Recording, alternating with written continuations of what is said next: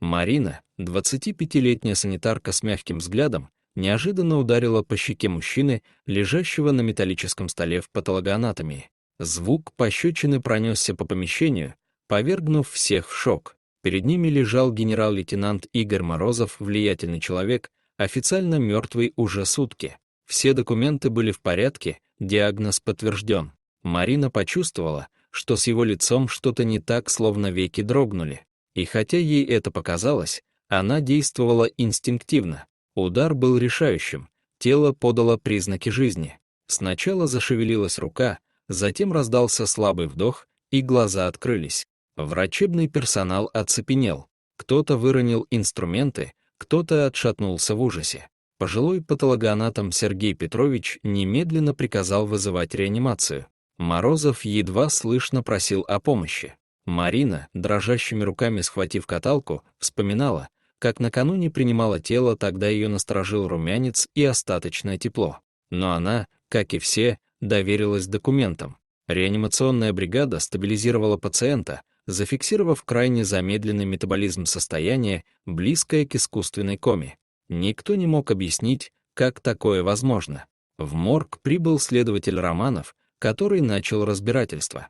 Он потребовал выяснить, кто первым нарушил порядок, и Марина призналась в пощечине. Следователь напомнил о юридических рисках, но девушка спокойно заявила, если бы не ее поступок, мужчину вскрыли бы.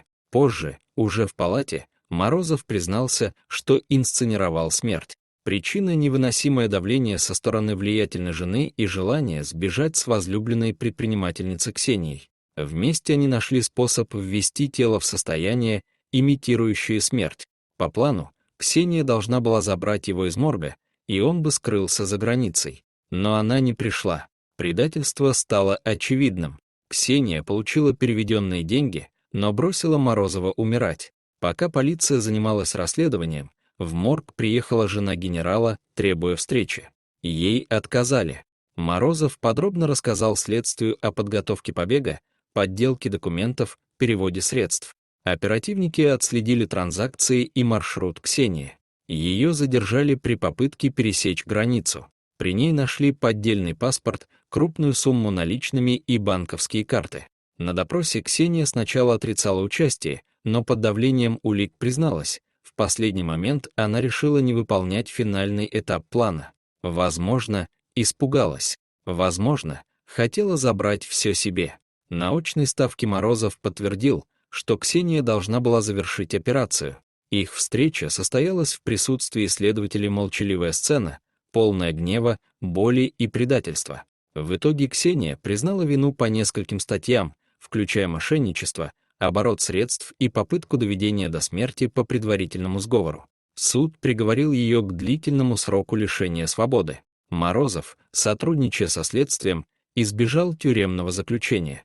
История получила широкий резонанс, а Марина — человек, который сделал невозможное, получила повышение, уважение коллег и благодарность. Годы спустя люди все еще обсуждали, как одна пощечина сорвала преступную аферу, раскрыла предательство и изменила судьбы.